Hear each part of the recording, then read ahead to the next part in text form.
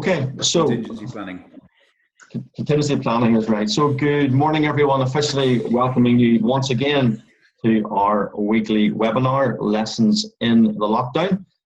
If you're just joining, I was commenting that I have some serious broadband issues today. BT have contacted people in the area to say there's a problem. So we've tried using brand new laptops and everything we can do our end to ensure a smoother presentation, but I will come off my camera and that should allow for a little bit of improvement. So welcome to everyone today. Absolutely delighted you've joined us. We're in for a special treat as we look at risk management in property investment as our topic for today. So obviously this is our normal weekly webinar with myself and John Corey. John, I'll let you kick off the first bit just regarding property market update. Any sort of news from the ground, as we say? No. Well, yes and no. There were a lot of people predicting because of the COVID-19, a big market crash, 30% fall. Everybody should wait. I don't think people should wait. I think people should be realistic about the fact that no one can predict. We cannot predict the future. We're seeing spikes in prices. We're seeing sellers being a bit desperate because their situation's a problem. So it's a little bit all over the map right now. There's no good way to say we're in a up or down. People are definitely reporting prices are up, rental demand's high. Other people are reporting rental demand soft. People are saying prices are soft. So it's all over the map. And my general comment in all these situations is you do deal at a time negotiating, you do deal at a time purchases, you do deal at a time refinancing or whatever. You do not buy or sell the market, so stop focusing on the market.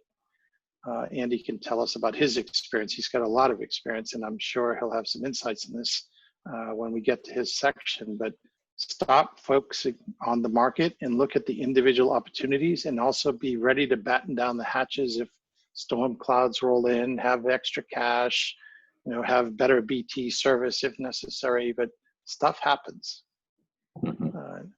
Anything from you, David, or next slide? Yeah, well, one thing I've been thinking about a lot in the last week, particularly being on some of the weekly events, particularly yours on Tuesday night, where there's a massive crowd, hundreds of people have tuned in on Tuesday night to your webinar. And, yes. And part of the discussion afterwards in the breakout room, which was very, very beneficial, was what struck me was the basics about strategy.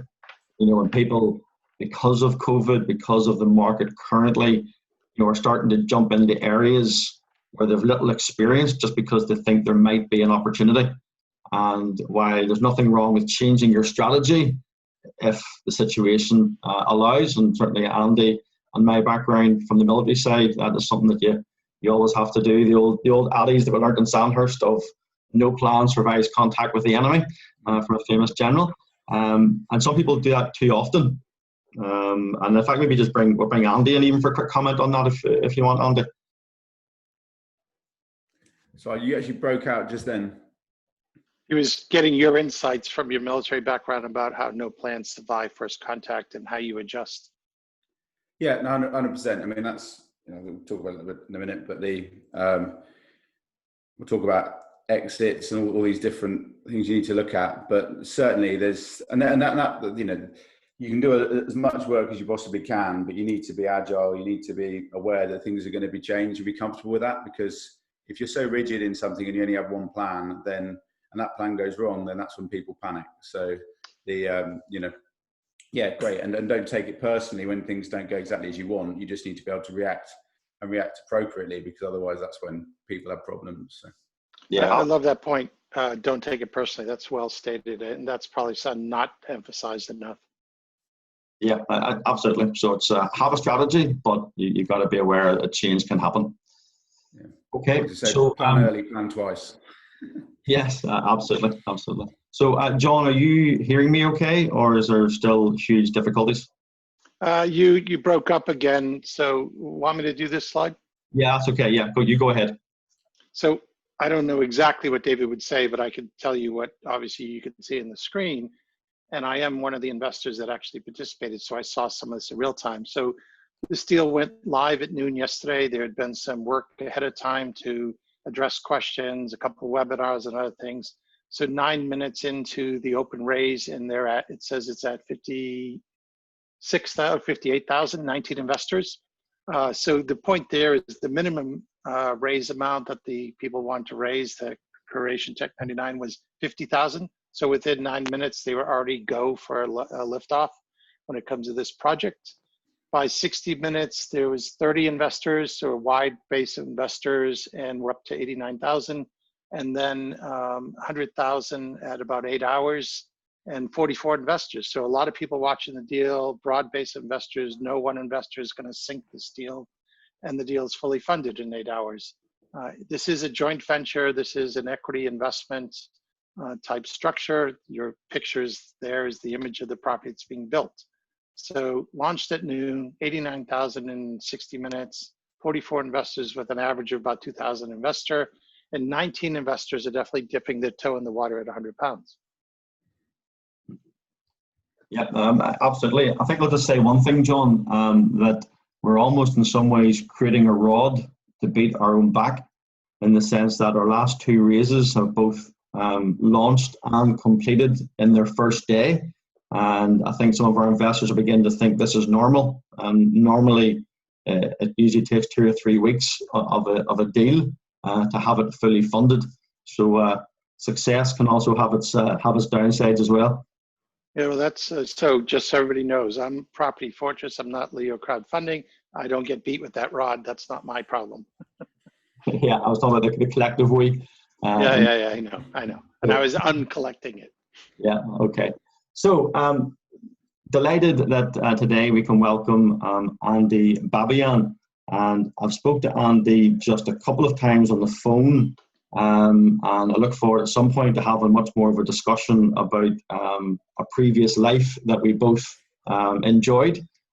So Andy is actually an ex-British Army officer bomb disposal person. So huge expertise when it comes to risk management. I don't think there's any environment in the world where risk management is can be more serious or can have the sort of catastrophic consequences that can happen if the risk is done wrong. So it's a fascinating background. I think we both served in Iraq. I don't think, when were you in Iraq, Andy? What year? I was in Iraq in 2008, 2009. So I did it back to front. I did Afghanistan first and then Iraq. Very good. So I was in Iraq in 2004, down in Basra. So I'm obviously a bit older than you, so I was out there first. It's not that obvious. Looking forward to having some chats about that. But that's more for you and me on a personal level. I'm absolutely delighted. Because of my network, I'm going to sort of come off now, mute. Let John take it from here. But if you just initially give us a bit about your background in terms of your journey into property, and then obviously what you do now with T5, and then I'll change slide when you're ready, and you and John can talk through sort of risk management in property investment. So you're very welcome. Thank you, David, and thanks for having me on this. So my name is Andy Babbayan. I've been in property for coming up 20 years. As you said, I'm by background, did management science at UMIST at university, then went out and joined the army, went to Sandhurst. Around the same time, my brother and I started investing in property as well. And so when I joined, commissioned into the Royal Engineers and started misusing the Queen's shilling by using all of my tradespeople and the regimental minibus to drive them across. I was based at the time in Waterbeach, driving across to Coventry and renovating houses, student houses, and got into that with my brother. Then we sort of focused on my military career. I served in Afghanistan, Iraq, but also Oman, Kuwait, and other sort of lots and lots of exercises. I moved from heavy construction project management through training into EOD in my last 3 tours, albeit they're all sort of relatively short. They move you around. I worked in EOD bomb disposal and high risk search, which I found infinitely more interesting than sort of construction project management. So yeah, I then left 2009, got into, I'd always sort of done a little bit of property, was burnt a little bit by the recession, which sort of then fed into a little bit to see how I can sort of manage those risks going forward. We were buying flats on credit cards and that sort of thing. Moved over to the Middle East, worked in a risk management type role there within the UAE Armed Forces, well, what they call an armed forces. And then sort of came back and then set up Target 5, which the idea behind that really is it's a property consultancy based in Brighton, deal across Brighton, Hove, Portslade, Worthing and Littlehampton, focus on high yield properties, really centrally located for return. So ongoing investment and rental return. And then for capital uplift and cash return, we deal in land. And we do land planning gain, new build developments. So that's, you know, that's us. We're a busy company. We've done 350 plus developments, and we're really sort of invested pretty heavily in the last 6 months into the infrastructure here. We're far more focused now on direct to vendor, direct source, and just because it's a really busy space in Brighton and Hove, and again, it's about managing the risk. The risk is, and you know, it's been realised, is that it's become relatively saturated, and therefore we've always tried to move ahead of the curve, just looking ahead, constantly trying to second guess what's happening with the market, both sort of nationally but also locally, geographically, and that's what we've done. We've invested heavily, and we've, you know, we're in a sort of pretty decent place with a clear strategy, and we're sort of yeah, looking to go quite aggressively now. Just one thing, by the way, for the audience, if you do have questions, put them in the Q&A. We'll get to them, and we'll let Andy answer them. But Andy, you just said you have to have a clear strategy. What is your clear strategy as Target 5? Okay, so Target 5, we develop properties for ourselves and other people. That's what we do. In terms of where we look, we've got two clear strategies. One of those is for creating high yield in really, really good centrally located areas. So Brighton, Hove, Portslade, Worthing and Littlehampton. We don't offer properties all the time outside, but we're looking really, really centrally there. And that's really, really decently located central properties and looking for good returns, typically sort of 9-10% plus on gross cash put in. So that's, you know, that's what we look. And then in terms of the second strategy, which is liquidity, is capital return. So buying to sell stuff, and that's really based upon land planning gain, either to develop out or to sell with planning. Okay, and we're constantly got, you know, we're constantly negotiating on sites. All of the stuff that we do land-wise is through direct campaigns, direct to vendor, and then with the stuff that we do high yield, we've got loads of relationships locally with all the estate agents, letting agents, that's rental stock, and increasingly commercial agents, which is our sort of big area of increase. Okay. As well as, so there's two directors of the company for Target 5, and you have a sister company, which is a lettings and management company. So your director is Tina, right? Yeah, Tina Wenham. So yeah. So you have this bomb disposal / military masters in risk management. She's coming from an agency background. Together, you guys have two main focus strategies, but yet you're staying fluid and agile because, as you know, you can't predict the future. How big is the collective team, however you want to define that? Because you make a point about, you know, creating a culture and things like that. Yeah, so in terms of our team, we've got various, a little bit like an onion, we've got various different layers, but we have, and I'll forget, so obviously we've got Sussex Property Partnership, which is our lettings, you know, it's a separate company, but which has got a team of 5, and then we've got, count now, 5 of us full-time in Target 5. We then have other sources who work with us and have it on a sort of and a couple of existing clients who work on an affiliate basis. Either they can bring in opportunities or they bring in money. And then we have another layer of subcontract builders who then work only on our projects, but they're not employed by us, they're subcontractors. And then so we have approximately, the big number. I mean, in terms of people who make money directly from us, there's about 100 who don't do anything else. So you have depth on the bench, depth on the team. You have co-director. This is not just a fly-by-night new operation, and it's set up for execution in a very particular geography. Is that a fair summary? Yeah, exactly. So we've been running for about 8 years. We've done 350 plus projects. So I talked to a previous webinar about, Okay. 2016 so David, to 100 if you could years. move to the next slide. I think it is this side.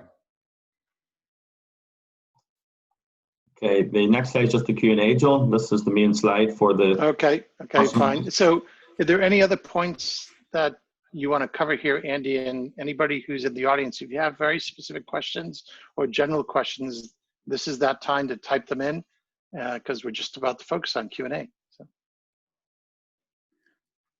I can go. I mean, in terms of this, because the specific thing we're talking about here is risk. So I'm an ex-bomb disposal officer, high risk search. My master's is in risk management as well. The key thing is that people have a fundamental misunderstanding of risk, which means they're irrationally, like the same as people won't go swimming because they think there's a shark, even though there's never been a shark attack. They won't go on a plane, but they will go on a car. People have a complete misunderstanding of risk, and that's exactly the same when it comes to property. And as long as you follow a process and you understand how likely something is, so risk is basically the probability of something happening. So how likely it is times the severity. So that's basically what it is. And people just need to be aware that risk management is absolutely central to how you deal with property. You need to understand that it's there and need to accept it because it's not going to go away. People there are a lot more, there's a lot more people, generally speaking, that seem to get hurt within property that actually than make lots of money. And that's because people don't understand risk. And that's, and they don't accept it. I've got that. That's a really good point because actually the FCA's latest consultation fixates on property investment opportunities that have security. Many times loan structures that have charges and that the public misunderstands. And by public, I mean even the property people maybe listening here, they misunderstand the risk they're taking because they see the return and they don't focus on the actual security and how it actually isn't as secure as it's been explained. They call it salience risk. Mm. So there's a question from Frank, which we could probably do here. When you say high yield properties, what do you actually mean?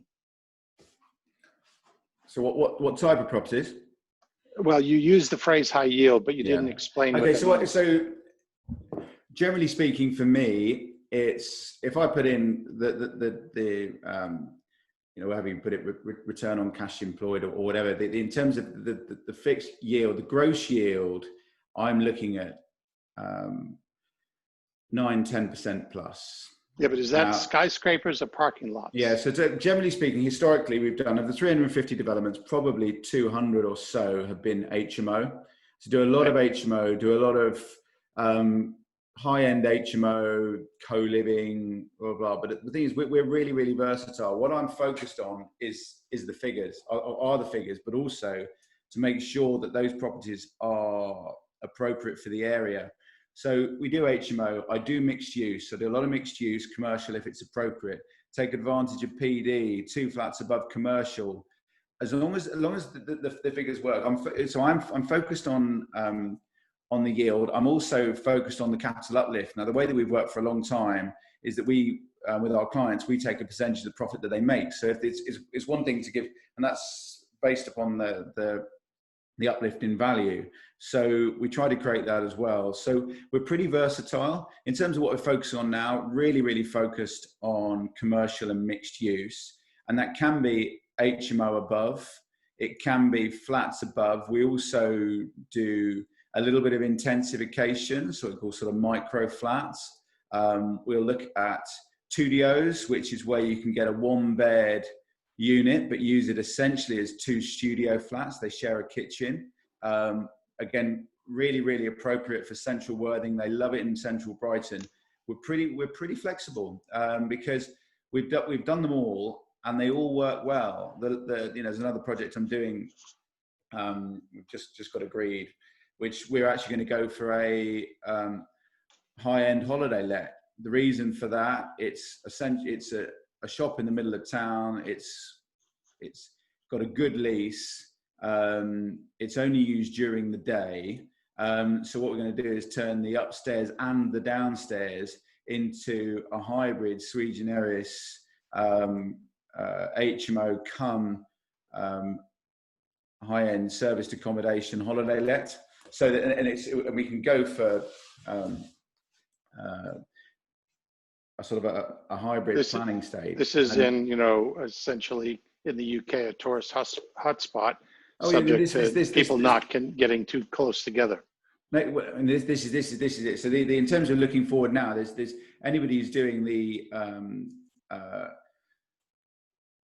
holiday lets in the UK can do really well for the next couple of years. It doesn't take the brains of an archbishop to work that out. So and in terms of the what we're looking at in Brighton, what works really well from a holiday let perspective is actually larger houses, because all of the property has been split into flats, and therefore actually finding something which is 7 or 8 bedrooms with a huge living space. I mean, this is going to have 60 or 70 square meters of communal space downstairs, and it's in a basement, so no one's going to hear them. So, that's, again, we're pretty agile about the property type, and we've got the infrastructure, both internally and with our partners, to deal with, any of those things.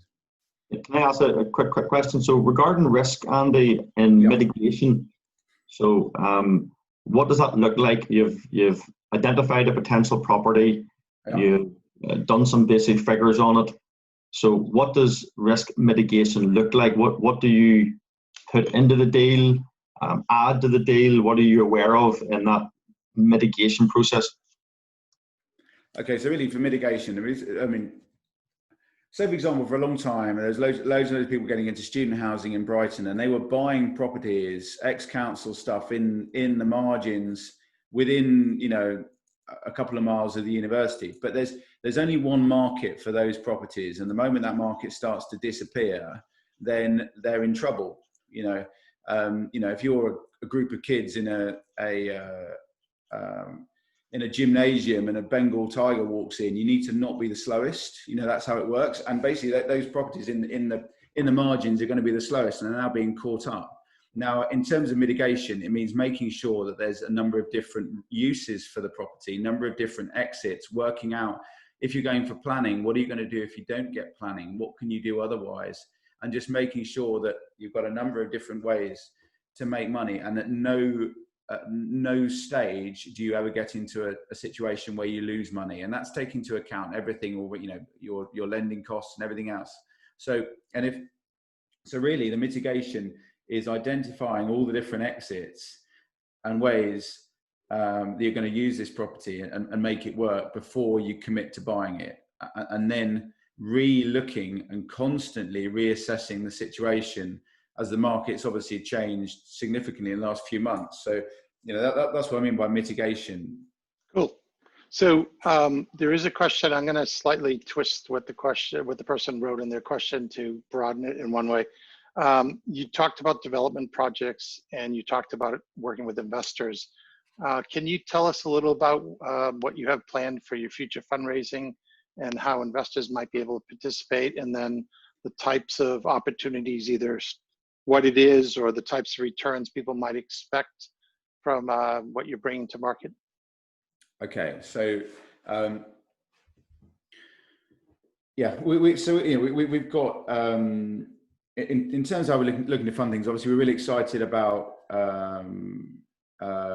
working with Leo, and it's gonna you know, we've got our new raise hoping to come. I'm always sort of slightly nervous about what I'm allowed to say and not allowed to say, but it's let me slightly help you with that. So there'll be a raise. It's going through compliance check right now. Yeah. Until it's officially released, there's not a lot of details that can be explained about it.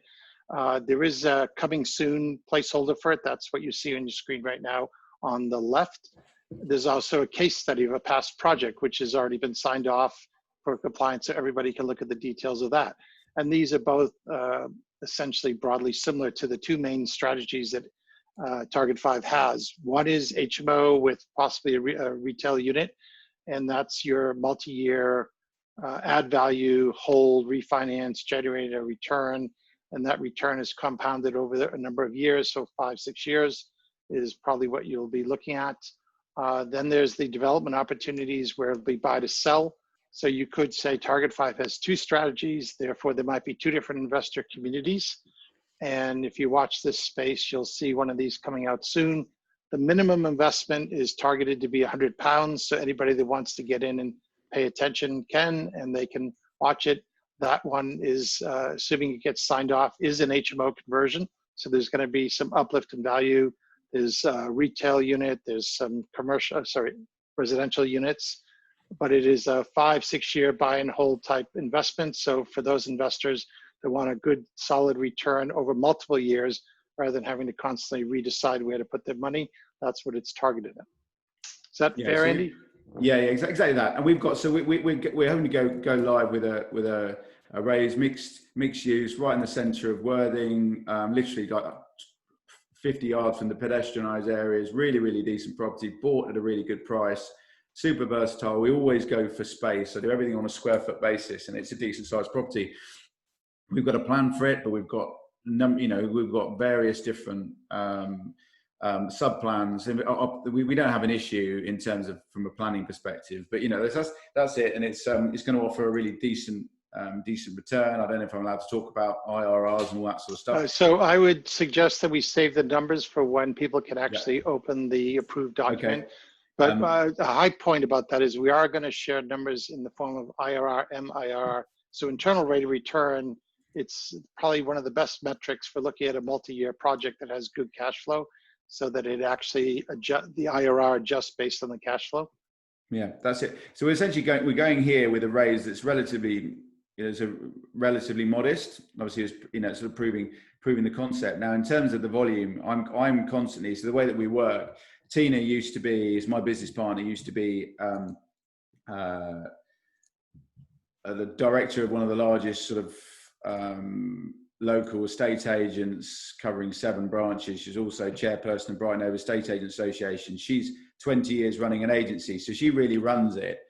And my role in this is I'm constantly out. I'm like the ranger. I'm forward, going out, looking at properties and talking to clients. In some cases, mostly dealing with properties and just making sure that we've got the pipeline in, negotiating on prices. So I can see what we've got coming up, and we've got the moment we've got this done, we've got 5 or 6 land developments which we're negotiating at the moment. We've always got 5 or 6 other suitable, appropriate investments. We've got a big PD opportunity that we're going through at the moment, which is we're hoping to run through this channel, which will be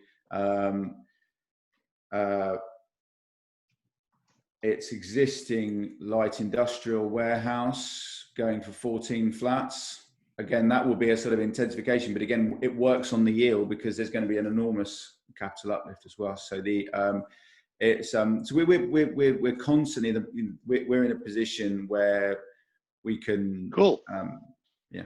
So you're going to basically have 2 strategies, and that's how people can use the case studies and get to know the company, and they can exactly also one that they're going to stay in for a longer period of time and gives a really decent rate of return commensurate with what they get without essentially taking as much risk, and then shorter term, slightly potentially sort of higher cash returning, but on a short period of time over the land type developments, and it's it works really well. And the way that we do that is because that's exactly what I'm doing with my own money. So that's that's. It's a very important point, Andy, you make there, that John was emphasising, that I think when you can give investors choice, then that's a good thing, because it allows them to diversify. It allows them to look at different types of models, and that's a very, very important thing, I think, within the world of property investment, not just because of risk, but it's just a good offering to be able to have different types of opportunities to diversify. Exactly, and it's really, really important. So I always think that like you need to be in a position, it's very closely aligned to risk, to exploit positions. So you need to make sure that your money's doing something, and we all know that you get a negligible rate of return in the bank, but also you also then want to keep an eye on money. And if you've got something, you've got your money tied up in assets, it's brilliant, especially when the government are going to print loads of money, and therefore the value of money will become worth less. And that means you will continue to float, but also you then need to have a little bit of liquidity to then exploit positions. So that's why the twin strategy works really, really well. I think that property is for a lot, is a bit like sort of playing cricket. You're at the crease and you're batting, and for the most of the time you just need to play a straight bat, because there's lots of temptation, there's lots of shiny coins. Stick to what you're doing, but then if you've got a bit of liquidity and there's a wide ball, you're in a position to exploit. Which is those are the ball we're looking to, that's what we're looking to knock for six. And if you constantly just got everything tied up, then you're not in a position to do that. Yeah, that's a really good point to end on. Good analogy, and particularly in the current environment where we started the webinar about sort of potential economic opportunities that are there. That's a good analogy. So listen, Andy, thank you very much for your time. It was a nice sort of a quick introduction to you.